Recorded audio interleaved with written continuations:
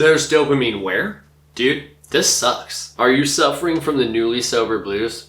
Hey, you're not alone. Alcohol decreases naturally occurring levels of dopamine and serotonin. This is kind of what makes a hangover suck so bad. It also changes our brain chemistry over time, which takes a while to repair. But here are a few ways to naturally increase your dopamine levels while you wait for your body to fill some of the potholes in your head. Don't sleep on number 8 because it's super easy and I don't know anybody that doesn't enjoy it. If you're sober curious or trying to get or stay sober, please make sure to subscribe to my channel and don't forget to turn on notifications so you don't miss new content. Eat lots of protein. Your body has the ability to put amino acids together like little Legos to build the neurotransmitters that you need in your daily life.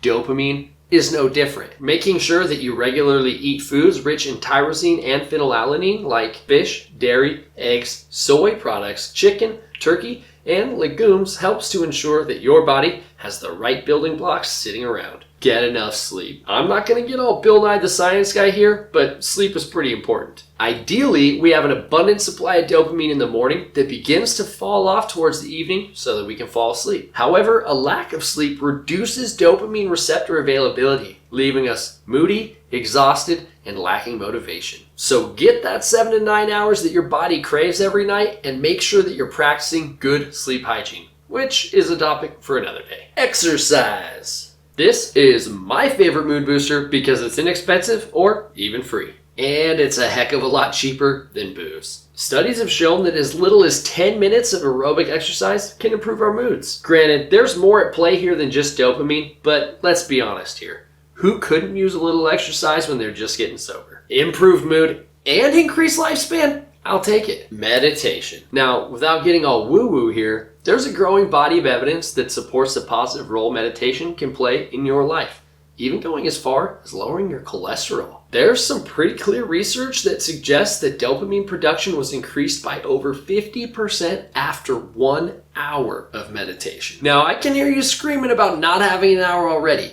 Are you honestly going to tell me that alcohol didn't consume at least an hour of your life? That's what I thought. Probiotics. Research in recent years is really starting to point out the pivotal role that gut health plays in our overall health. Most of us wouldn't think about it, but there are actually nerve cells in our gut that produce neurotransmitter signaling molecules. In fact, there are actually bacteria in your gut that produce dopamine. Though the current research is sparse, there are even studies that consuming certain strains of microbiota actually decreases anxiety and depression, leading to improved mood. And while the science is still out, I'm making sure that I have some kefir in my fridge. Sunlight. Have you ever suffered from SAD or seasonal affective disorder? A study showed that adults that receive more sunlight have a greater density of dopamine receptors. It's almost like we're hardwired to spend time outside. But make sure to take the proper precautions and use UV protection. Because I don't care how much dopamine you have, nobody's in a good mood when they find out they have skin cancer.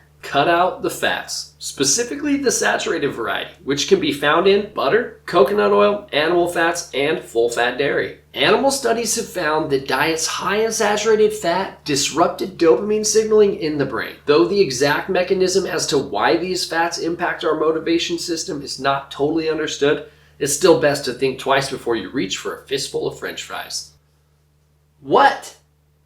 Listen to music. It can't be that easy, can it? Have you ever heard a song that gave you the chills? Studies have shown that songs that give you the chills increase dopamine levels in the brain. It's even been shown to help with fine motor control in people with Parkinson's disease. I wonder if dopamine has anything to do with the tremors I experienced while I was at my worst.